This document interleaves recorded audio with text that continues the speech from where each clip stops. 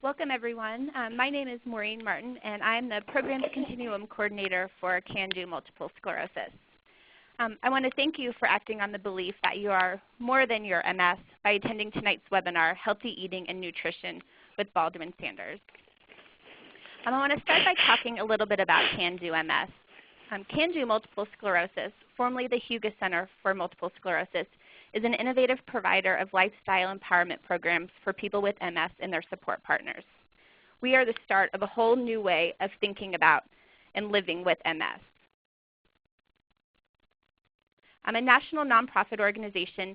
We empower people to move beyond their MS by giving them the knowledge, skills, tools, and confidence to adopt healthy lifestyle behaviors, actively co-manage their disease, and live their best lives. Our renowned programs have helped thousands of people with MS reclaim their dignity, control, and freedom, and transform their challenges into possibilities.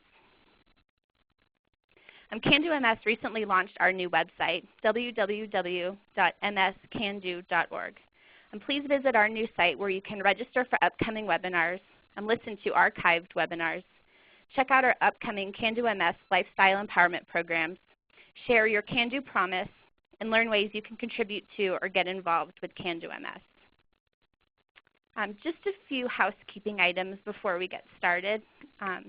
We have a great group attending tonight. I know people are still calling in and logging in. And this presentation is being recorded. It will be archived on CAN-DO MS's website. So you're more than welcome to view the presentation again. And if you missed one of our upcoming webinars, you can find the archived version on CAN-DO MS's website. To ensure good sound quality with no background noise, all of the participants are in listen-only mode for the live presentation. And although your phone lines are muted, you still have the capability to submit questions to Baldwin, and we encourage questions at any time.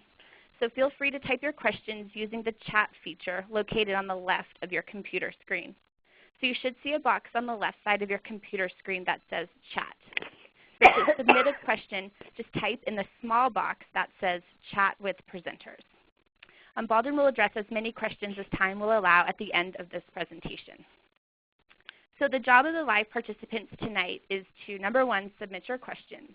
Number two, complete the evaluation at the end of the webinar. And number three, review the webinar schedule and register for the other upcoming CAN-DO MS webinars.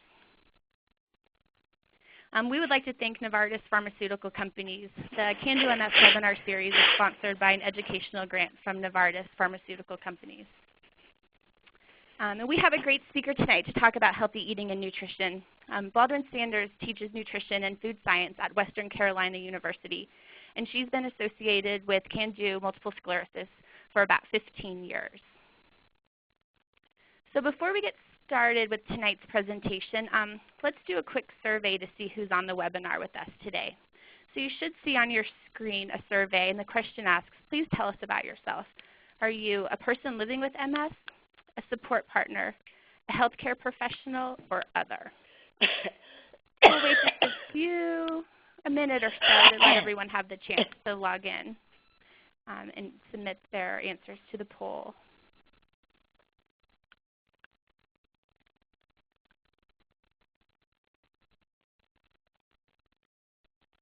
All right, so it looks like about 93.5% said that they are a person living with MS. About 9% said a support partner, 4% healthcare professional, and about 2% says other. So that's a great group we have on the call tonight. And with that, I will turn it over to Baldwin. Hello, everyone. I'm Baldwin Sanders, and I am a nutritionist, a dietitian, and a professor. And I have been working as a consultant with CAN-DO MS for about 15 years. I'm coming to you from Sylva, North Carolina, which is a very small rural area, but I've spent most of my career working in large cities. I have a bit of a cold, and I hope that doesn't get in the way. I tried to ask if they had any kind of mute button for my coughing and hacking like they would a curse word, but they didn't get that feature since they really didn't expect me to be cursing. So pardon me if I do cough. I teach a wellness class at Western Carolina University, and I always ask my students to give me an example of a good food. And I almost always get broccoli or an apple. When I ask for an example of a bad food, I frequently get McDonald's. Nutritionists are fond of saying that there's no good food or no bad food. Everything's okay in moderation. But I don't quite believe that. After all, what is good about pork rinds?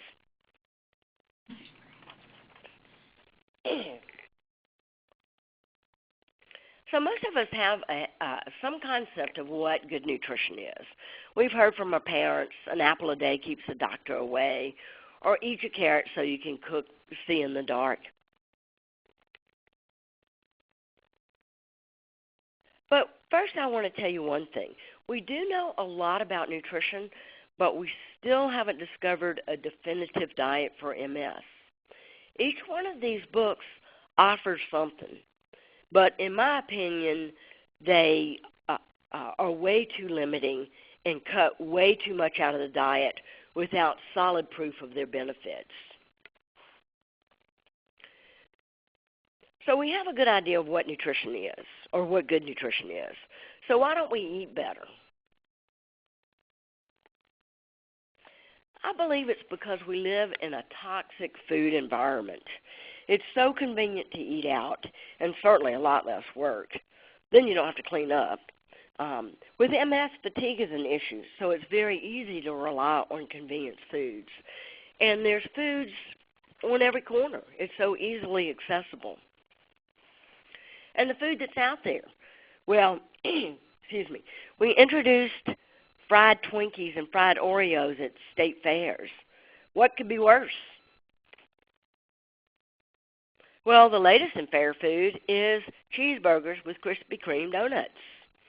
Is this a cheeseburger in paradise? There's enough fat to clog up your arteries to send you to paradise with a halo. Or John, Jim, must be a John or Jim out there. Maybe you have a pitchfork. Moderation would be one bite. Our activity level is also, or lack of activity level is also toxic. Honey, I'm going to walk the dog. We get mad if the remote is not within our arm span.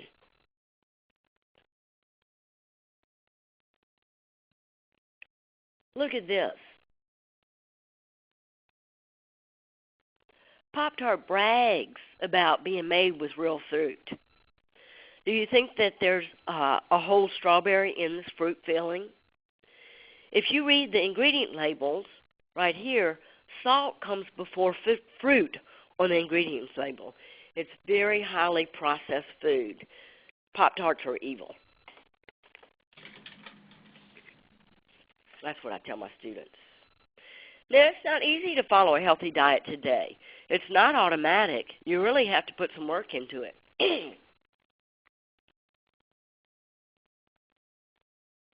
Remember when we used to have to fatten the kids up?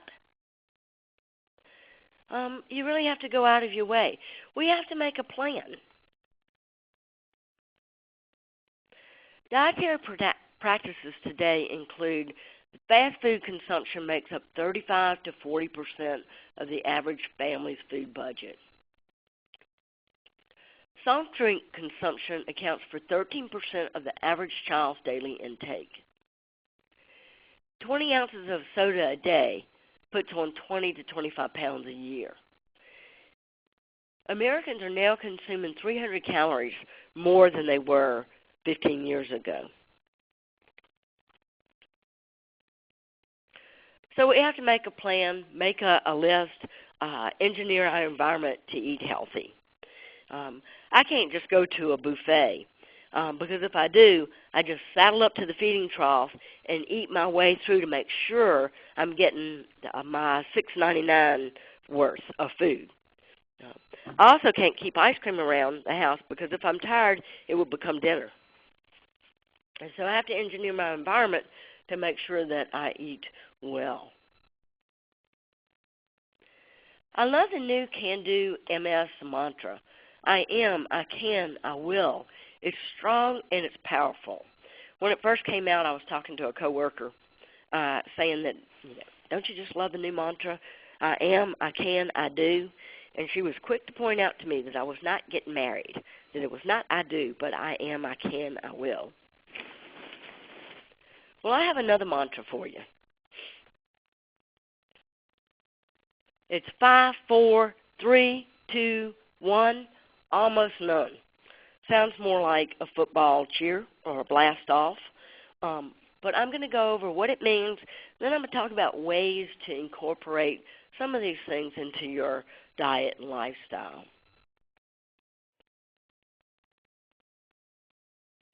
5. 5 or more servings of fruits and vegetables every day. There are over 150 human studies that show that high levels of fruits and vegetables are associated with a decrease of risk of chronic disease. Excuse me. 4, offer more servings of fiber. 3, 3 structured meals a day, eat a healthy breakfast, less fast food, and more meals prepared at home. 2, no more than 2 times dining out per week, and more of that later. Okay? Because this is what happens.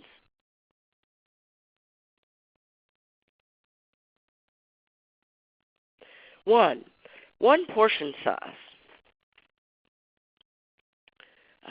We're frequently overserved and have to be a little bit more realistic about our portions. Almost none. Limit sugar-sweetened drinks to almost none. Big gulps are 32 ounces, and super big gulps are 64 ounces. Now, hopefully you don't drink those, but they're out there. And not just sodas, but energy drinks. And I know with MS, energy drinks are tempting. You got to love these names. Amp, Charge, Whoop Ass, Burn, Full Throttle, Party Like a Rock Star, if that's what you want to do. Okay, so let's take another closer look. 5 fruits and vegetables a day. How could you go about doing that? Well, adding a banana to your cereal, or adding fruit to your yogurt. And don't count that fruited yogurt that comes with fruit on the bottom because that's pretty much just a sweetened fruit taste. Double up on your portions of vegetables. And what you can do is you can buy the large frozen fruits or frozen vegetables at Sam's or Costco and just nuke a handful of that or a large serving for each person in the family, season it up, and put those on your dinner plate. Particularly in the winter when you're not getting all the fresh vegetables, that's an easy way to bump up your vegetables. Put fruit on your dinner plate as a condiment. For example, a peach half with a dab of cottage cheese, or orange slices, apple slices. Your family is likely to pick up that and eat it if it's a small amount that's just colorful on your plate. Smoothies are great snacks. And you can take, again, frozen fruit from Walmart and pour it into a blender, cover it with some yogurt and maybe some sweetener, and blend it up and you have a delicious smoothie. And that's a good pick-me-up. Now, as it gets colder, there's nothing better than a big bowl of hot vegetable soup. And if you're traveling somewhere and you need something to munch along the way, bring a bag of those peeled carrots to munch on.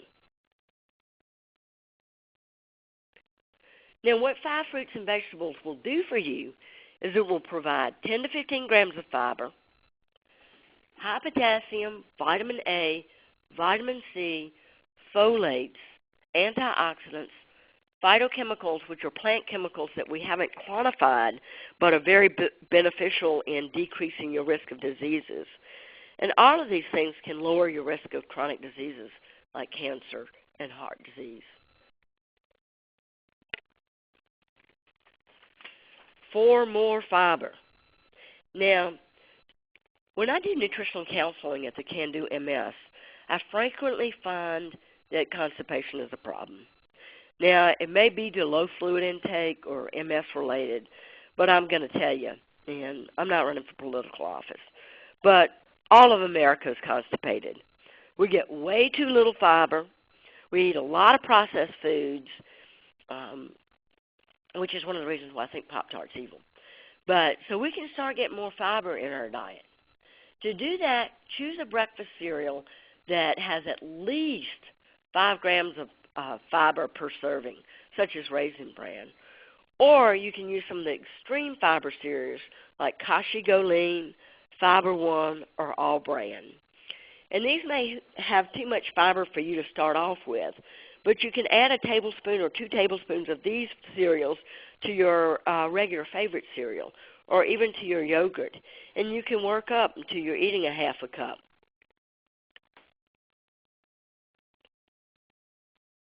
This is just an example of Kashi Goleen. It has 10 grams of fiber and 13 grams of protein, so it's a real good source of protein as well, and it doesn't have any fat. You don't want your cereal to contain fat unless it has nuts in it, and it's always good to top it with fruit.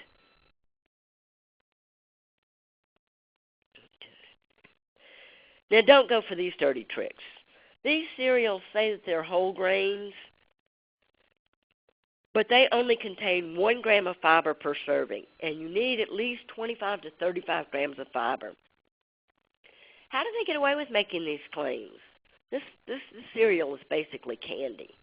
Well, the government says that if it's 51% whole grain, such as corn, it can claim on the label that it's whole grain. But don't be fooled. This is not going to give you any fiber. It is going to give you sugar, colors, and things like that. When you're looking for whole grain breads, read closely on the label and look for a whole grain. Look for 3 grams of fiber per slice. Some of them just dye their bread brown and call it high fiber or wholesome. Very good sources of fiber are brown rice, bulgur, quinoa, and barley. And these may seem like unfamiliar grains to you, but they're cheap, they're delicious, and they're very easy to prepare.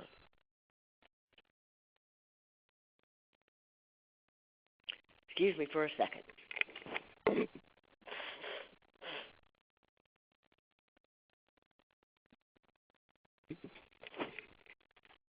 Quinoa is an ancient grain that's one of the highest grains. It's the grain that's highest in protein.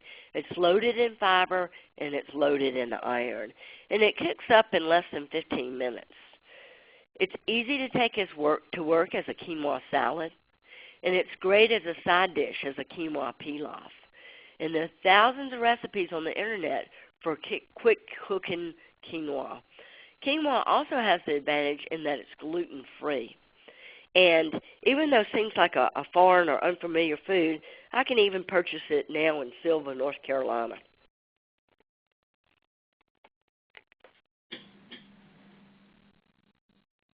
Bulgur. That's an awful name, isn't it? It's too close to bulgur. But bulgur is a wonderful whole grain. It's actually cracked wheat. And it's so easy. You take a cup of bulgur and pour 2 cups of either boiling water or boiling bouillon, like chicken broth or beef broth. Pour that over it, slam the top on, turn it off, and leave it for 15 minutes, and it's delicious. And I frequently will add sliced almonds or mushrooms or something like that to make it a little bit fancier. Whole grain noodles are also quick. You can boil them up in 8 minutes and top them with any of the great jarred sauces there are out there. Grate a little cheese on them, and that's a quick, fast food that's helpful.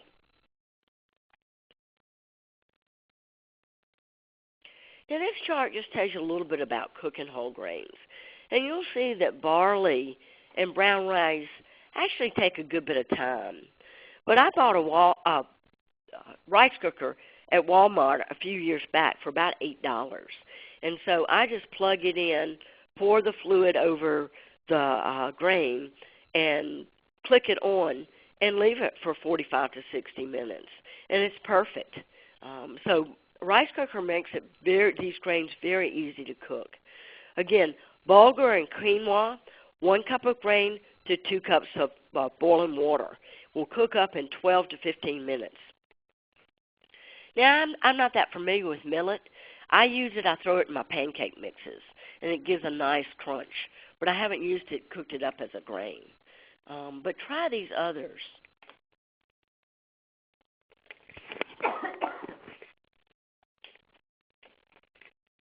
Beans, more fiber, red beans, black beans, pinto beans, navy beans, garbanzo beans, lentils.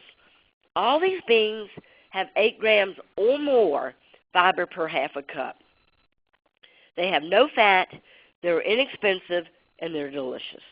They're very versatile. You can do lots of different things with them. And nope, I'm not talking about jelly beans.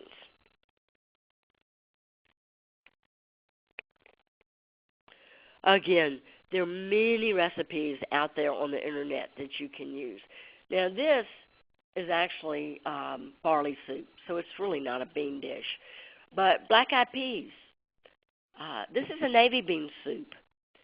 And this is split pea soup, which is so good during the winter. This is red beans and rice, which they serve in New Orleans every Monday as a tradition. And this is hummus with garbanzo beans. And this is a salsa with black beans. And this, of course, is a bean burrito, which is always a quick fix, a great standby. Now, I use canned beans when I'm making them for myself, and it's one of the few canned products that I like, that I think is very convenient and tastes good and preserves the nutrients. But when I'm cooking for a crowd, I'll use the dried beans.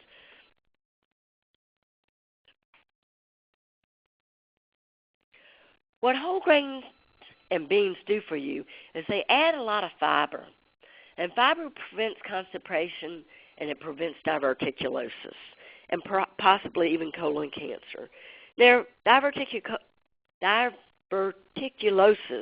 is a condition that older people get, that many, many Americans have, that's polyps on the colon.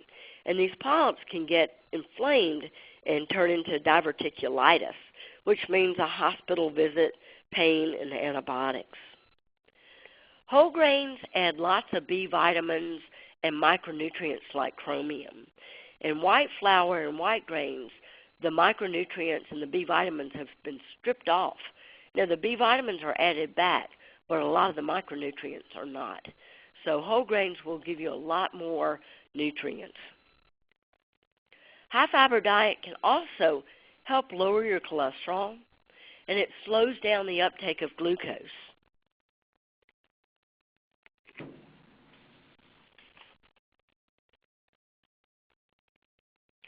3 structured meals a day, a healthy breakfast, less fast foods, and more foods prepared at home. I ask you to avoid driving your hunger or going too long without food. When you go for 4 or 5 hours without food, then your body is actually really hungry. And then when you get home, you're going to eat the first thing that's available. You're going to eat it fast, and you're going to eat a lot of it. And it may be something that takes no preparation, like chips and dip. Or on your way home, if you're that hungry, you push your hunger, you might just head for a fast food restaurant. So if you know that there's something quick and available and delicious in your freezer that you can just take out and heat up, you're much more likely to do that. So on the other hand, when you are fixing a good meal at home, try to cook extra and put it in the freezer so that you have some TV-like meals that you can just pull down, and heat up for a good, nourishing meal. Soup is an important thing to do that way. I always cook my soups in bulk, freeze them in individual servings, and particularly now that it's cold, it's just so nice to come home to a warm bowl of soup.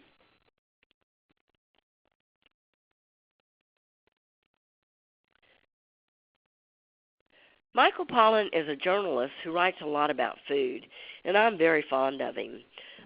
He says that it's not food if it comes through the window of your car. Now, I know fast food is very easy and quick and convenient, but I still don't count it as a real meal. Now, I don't want you to push your hunger, but I also do want you to have some good snacks. And good snacks contain protein and complex carbohydrates. Sugary snacks tend to make you sleepy, and protein snacks tend to make you a little bit more alert. And I like to see snacks that are delicious but contribute to your diet. A snack shouldn't be a reason to have a candy bar or something quick and easy. Some good snacks might be hummus and crackers, mozzarella cheese sticks, fruits and cottage cheese, yogurt, skim milk, or a handful of nuts. Having some protein in a snack is beneficial because the complex carbohydrate will pull your blood sugar up and the protein will hold it up a little bit longer. So you might roll up a slice of deli meat and eat that. The albacore tuna that you can get in the foil package is very convenient and easily portable. You can throw it in your purse and have that as a good snack. A handful of soy nuts or some edamame. A half a cup of beans will supply you with protein. 3 ounces of tofu. A half a cup of cottage cheese. All these will give you a little bit of protein in your snack. 2, no more than 2 times eating out at restaurants or dining out per week. But if you have fatigue, it might be a solution to your problem. And it's maybe one of your little splurges. And why would I want to deny you that pleasure of eating out? Well, it's because when you eat out, the portion sizes are huge. You generally are going to consume more calories, more fat, more saturated fat, and more sugary soft drinks when you eat out. Also, you may consume less fruits, less vegetables, and less milk when eating out. And so I like you to keep a cap on it and try to avoid it being the usual, for it to be somewhat unusual for you to go out, and then it's a real treat, and that you choose your restaurant wisely. And that's another alternative or solution, is to make sure that you choose a restaurant that you know is going to serve you a good supply of good food, nourishing foods. One portion size. I think we're often overserved, and Americans now, we expect a lot more. And you can see from this example of French fries that what we expect is twice as large as what it was 20 years ago. And that our hamburgers are twice as large as they were 20 years ago. And I don't know about you, but if they put it in front of me, I'm going to eat it. And so it's difficult to watch our portion sizes, but very much important to do that. For example, pizza, much bigger slices today. What you can do is cut your first slice in half, and then it seems like you're getting 2 slices, and it seems like you're getting more. And if you're still hungry, cut the next piece in half. And it's mind over matter, and you may reduce the amount that you're eating overall.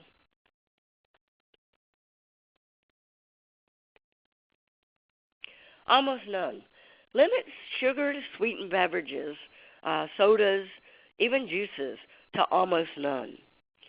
When you drink your calories, you don't feel as full as you would if you were chewing or eating your calories. And the nutrients in soda are almost negative. The phosphorus may make you excrete more calcium and affect bone density. Energy drinks provide an extreme dose of caffeine, and they claim to improve alertness, endurance, and concentration. and certainly that's desirable. But as a matter of fact, France has banned energy drinks because of the health risk associated with the high caffeine intake. And you may think you're getting a good night of sleep, but it may be much more restless. And you may find that you're much more agitated, nervous, and anxious.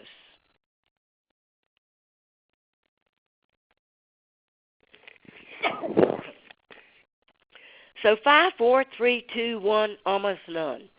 Even if you can incorporate a few of these small steps, you're going to improve your overall health and well-being. So I hope you found something in that you will find useful. And now I'm going to change my tune to supplements.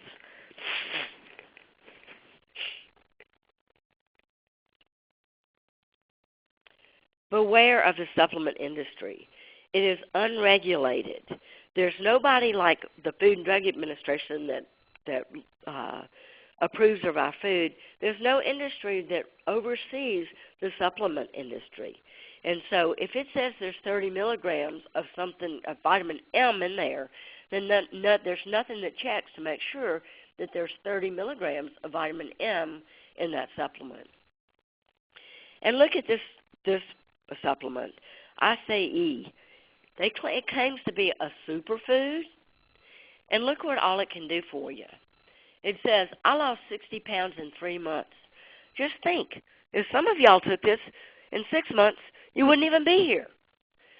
Not only can it flush out pounds, it can also remove harmful toxins, give you much more energy, and it also, if you sign up, you can get a free bottle.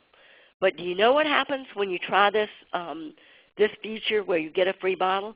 You get one free bottle, and the small print signs you up. You will continue to get a bottle a month.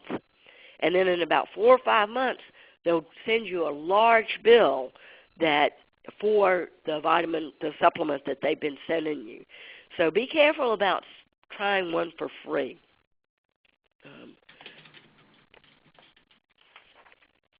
So, as far as supplements go, if it's too good to be true, then it's too good to be true. Now, I also want you to please remember to tell your healthcare professionals if you're taking any supplements. Tell your dentist, your nurse practitioner, your PA, your RN, your physician, any medical personnel that you're working with. Because supplements can and do have side effects. Excuse me. Once I was telling my audience this, and I was using an example of fish oil supplements. If you're taking large amounts of fish oil supplements, they thin your blood and may cause bleeding. And so I said, if you go to your dentist and he yanks your tooth out, if you haven't told him about what your supplements you're taking, he may not understand why you're bleeding out. And, of course, I had a dentist in my audience who said, we don't yank out teeth anymore, and so I stood corrected. So I hope there's no Kellogg's representatives out there that are going to jump on me because I hate Pop-Tarts.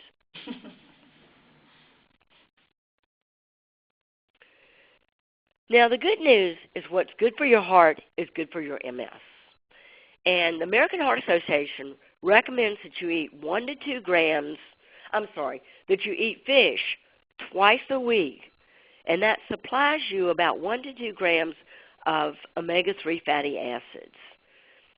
If you can eat 2 servings of fish per week, then they recommend that you get 1 gram, which is the same as 1,000 milligrams, of 1 to 2 grams of fish oil supplements per day.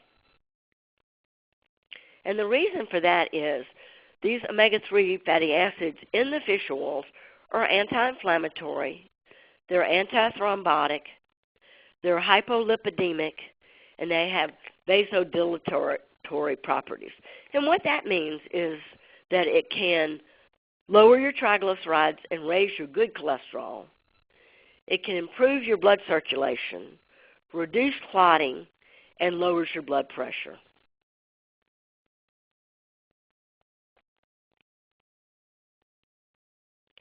Now, we're looking for stronger studies. The studies that we have out there vary in their reports. Some of the studies have said that omega-3s don't really have any effect on disability or relapse rates in MS. But some have shown that there is a significant reduction in disability and that there is some reported improvement in disease progression in MS. They've also looked at omega-3s in cognitive function. And again, the studies aren't that strong. Fish has been associated with some reduced risk in dementia, but not always significantly so.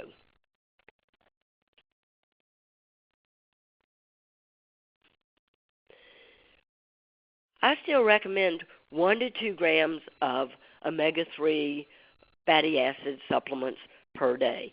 If you take more than that, it's very important that you tell your physician because it's important that they look at your blood. And I know they do that frequently at any rate. The next supplement I want to talk about is vitamin D. And I know a lot of you are on large amounts of vitamin D, and your physicians are monitoring that very carefully. And that's because higher vitamin D blood levels are linked to lower risk of multiple sclerosis. And that's because it acts as an immune modulator. But your physicians can look at your blood levels of vitamin D, give you large amounts of supplement, and follow that up with blood levels and see how it's doing. Since I'm a dietitian, I can't do that. That's not in my scope of practice. So I'm only allowed to recommend a supplement of 400 to 1,000 international units of vitamin D3. And I want to make a point of that, vitamin D3. That's my scope of practice, and that's basically to prevent osteoporosis because you are at risk of osteoporosis and falls. Your doctor may prescribe much higher vitamin D. Along with that, I prescribe calcium or I don't prescribe, but I recommend calcium as a supplement to prevent osteoporosis. And generally I recommend 1,000 milligrams a day.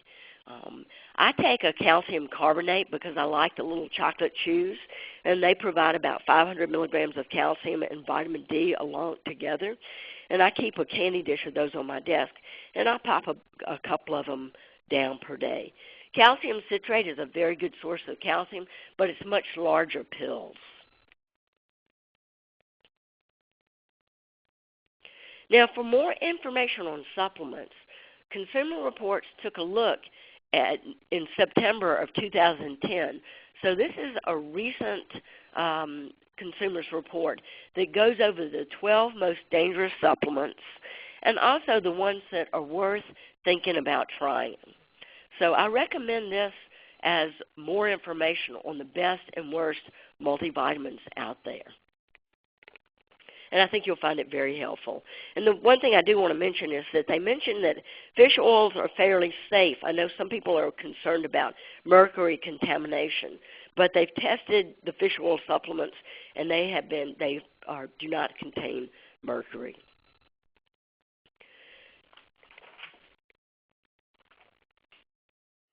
In summary, we have talked about positive additions to your diets to improve your health and well-being. Eating more fruits and vegetables, more beans, more whole grains, and ways that you can do this. And I've talked briefly about supplementing your diets with fish oils, calcium, and vitamin D. And so now I want to check and see if you have any questions. All right. Thank you, Baldwin. We'll give you a chance to take a sip of water to help with that cough. Thank you. We have a lot of great questions, so I kind of grouped them together and kind of combined them if there were a few that were talking about similar issues. So great. So the first questions have to do with protein. And the first question asks, how much protein do you recommend in conjunction with this plan? I recommend, well, it's in my land, it's 1 gram of or 0.8 grams of protein per kilogram. So in a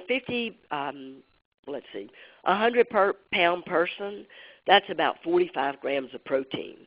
So it's not a lot, but I think you need a little bit of protein, and I think it's a good thing to incorporate in your snack. But you don't have huge protein requirements unless you're healing from wounds or something like that. That's great, and it kind of leads into the next question. It says, how important is protein for an MS patient? It's no more important for an MS person than it is for the rest of us. It's just that I think people with MS tend to have a lot more fatigue. And because of fatigue, if you're getting snacks, it's good to incorporate some protein into that snack, because if you just eat a sugary snack, it'll lead to a quick high and then a roller coaster effect of a low. So I particularly try to get people with MS to have a protein power pantry to get more protein in their snacks. But as far as your requirements, a 200-pound person wouldn't require more than, I did that wrong.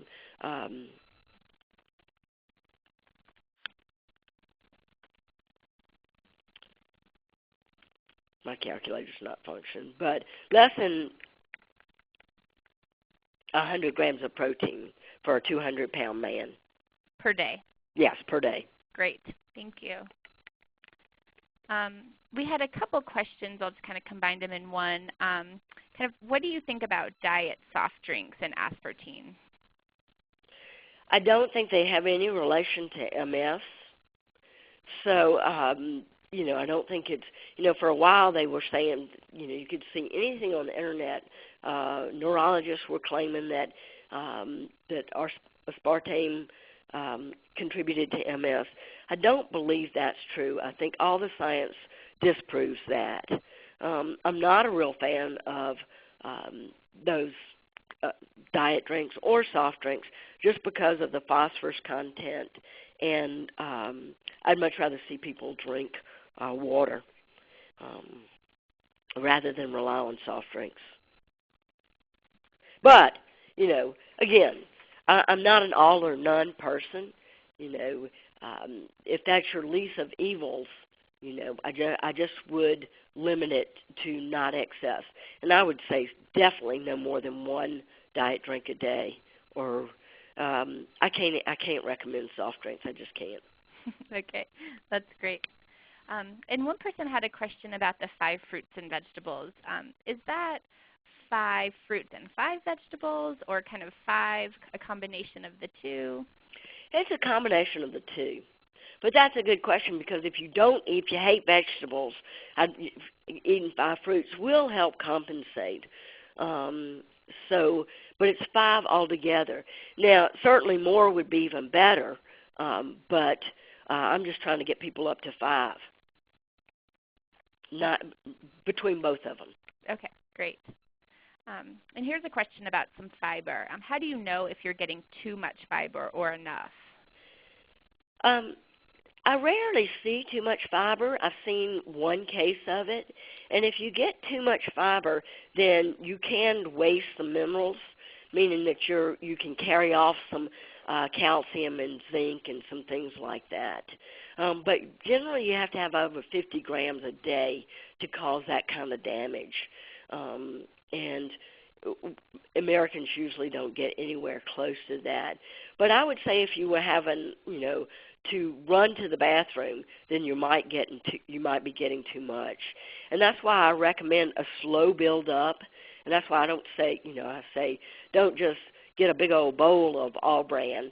Start with 1/4 of a cup, and add to that. Start with adding beans to your diet. Don't eat, 3 cans a day. But to go at adding to it slowly and let your GI tract adjust. Because you initially may get some gassy feelings, but you just have to go slow at it. But if you're getting truly too much, you would have some GI disturbances. Great. And the next question asks, how do you feel about probiotics? I'm sorry, excuse me. I don't think we have enough information about them yet to really feel like they're doing a lot of good. I hear some people say that they feel like they're very beneficial, and some people say that they don't. When I worked as a hospital dietitian, I frequently recommended probiotics for tube feedings to help get the tube feedings through the GI tract, and we thought they were somewhat beneficial then. But the jury's kind of out. It's certainly not going to hurt you, and if you feel like they're doing you good, it's worth a try. They're beginning to put it in lots of yogurts and lots of other different things. And so I think probiotics are okay, but I don't think they're going to fix the problem. I will say this, the other thing they've been adding lots of probiotics, but they're also adding inulin to a lot of products, like yogurts and stuff like that, and saying that it increases the fiber. That's another food supplement that we're not sure actually is really a usable fiber. And so probiotics, yes. Inulin, I don't think you're going to get many benefits from it. Okay, that's great. The next two questions are referencing the gluten-free diet. So one asks, does the gluten-free diet offer any help to those with chronic or whole body pain? And the next asks, what products do you recommend for gluten-free diets? I'm getting a lot of gluten-free diets and nowadays. I have friends coming to me advice and that kind of thing. And the diagnosis is somewhat vague. I don't think it's probably the whole body pain. I think that there's something else going on there. Although, trying the gluten-free diet, and if it gets rid of it, that's great. But from what I've seen, it doesn't work that kind of miracles. It is helpful for a lot of people, though. The problem is if you don't need it, it's very restrictive, and it takes out a whole group of foods that give you a lot of nutrients. So I like to make sure that somebody really needs it if they need to follow a gluten-free diet. The good news is that even here in Sylva, North Carolina, my local grocery food store has a gluten-free area. And my friends that I put on gluten-free diets have adjusted. They've gotten used to it, and so they don't mind it as much. And there are a lot of grains out there, like quinoa, well, there are not a lot of grains, but there are some grains out there that are gluten-free. And you can get a lot of good information on the Internet on gluten-free diets and gluten-free products. You can order a lot of gluten-free products over the market. And even King Arthur Flour has some gluten-free flour that it can sell as mixes for you to make breads and things like that. So the market is expanding to meet the needs. But I don't like for people to limit their life so much because it limits their social life as well. That's great. So when you were going through all of the different kinds of beans that people should eat, one question came up. What about refried beans? You can get low-fat refried beans nowadays in the market, and so I think they're great. Now, if you go to a Mexican restaurant and they throw a huge amount of lard in them, then, I go slow on them, But generally, you're only going to get a smaller amount there. It's going to be less than a half a cup. But, yeah, and I find the low-fat refried beans very acceptable product. Great. The next question asks, do you consider high fructose corn syrup to be harmful? I think it's evil. Yes, I'm one of the, I don't know whether I should say harmful, but I don't think it's helpful, and I think it displaces nutrients. Like we almost get addicted to it. It's so heavily in our food supply that we rely on it so much that it takes the place of nutrients that we could be using eating an orange or an apple or something whole grain. It's not metabolized the same as glucose, and so I think that that we'd like to eat far less of it in our diet. And I think the fact that they want to change it to corn sugar shows that they know that we need to be eating less of it, and so they're going to try and hide it from us. And I don't like that either. That's great. And these next two questions might be kind of hard to ask, but some people just had general questions about if you had any suggestions of weight loss plans. I would start right there with eating 5 fruits and vegetables a day, drinking more fluids. You know, I think the problem with weight loss is people take on diets too restrictively, and that you have to work on some small things like eating more fruits and vegetables will fill you up, so you may eat less of the foods that are higher in calories. And I think that reducing portion sizes, sharing food, will be helpful. And I'm very interested in that subject and would love to spend more time, but it's a hard thing just to send out small amounts of advice. But don't starve yourself. Don't follow fad diets. Be reasonable. You want to limit your weight loss to no more than a half a pound to 1 pound a week. Otherwise, it'll come back. So I think you have to pull the reins on rigid dieting as far as that goes. And be real sensible. But do make a plan, and do load your refrigerator up with foods that you can, that are good. Again, don't have cakes, cookies, and pies accessible, or if you're me, I'll eat them. That's great. We received 3 questions about this, so thought we should get to it before we run out of time. And the questions are whether dairy milk is bad for people with MS. Absolutely not. I prefer you to stick with non-fat or low-fat dairy products. But again, your dairy products contain a tremendous amount of nutrients like calcium, vitamin D. There are only a few sources of vitamin D, and dairy is one of them. And so if you're not lactose intolerant, I think the dairy products are very safe for MS. Excuse me. Now, if you're lactose intolerant, it's a non-issue. You can't have those products. But I think dairy products are great. And if you're not getting the servings, I do recommend that you do get the calcium supplement. Great. The next question asks whether or not you recommend a vegetarian diet for people living with MS. No, I don't. I do think it's good to eat some vegetarian meals more frequently and to eat less meats and poultry and to eat more fish.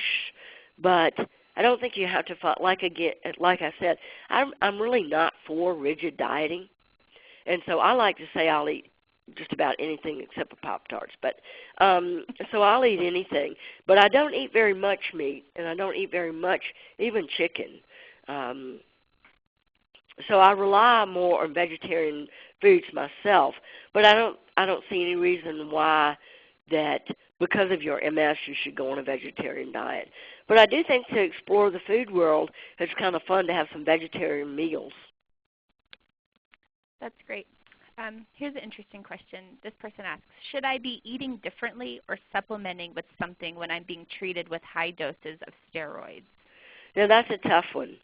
Definitely high doses of steroids not only increase your appetite, but they deplete your protein and calcium. And so, yes, you should, in that case, get a higher protein diet and be on calcium supplements. And so your doctor should give you some more information about that. And you do want to try to maintain your weight without gaining weight while you're on steroids. And that's pretty much of a challenge. And so in that case, you might want to visit with a dietitian and get some one-on-one advice about how to curtail that weight gain that comes with steroids and to make sure that your bones get the calcium and the vitamin D and the protein that it needs. Great. Here's a question. What do you think about the acid-base alkaline diet? I don't think that's been going around for a long time, and a lot of it's used in gout and things like that. But I think you can't fool the body that easily because the stomach is pretty acidic, the pH, and so once you swallow things, it's the acidity of the stomach and the alkalinity of the duodenum is going to make that not a very effective routine. Great. And here's a quick question. Is vegetable oil better than canola oil? No, canola oil is actually a better monounsaturated fat. Excuse me for just a minute.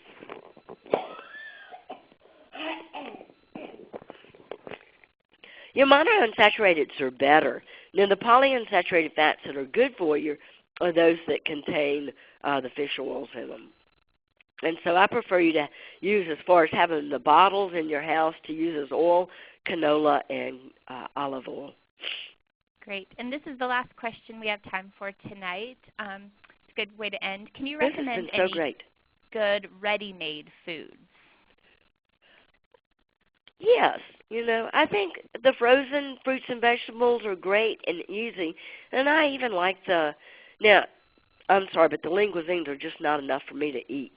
But as far as pulling out a quick fix, I'd have to add some fruit or salad or something to make them a real meal. But those are quick, easy fixes, and we rely on those a lot.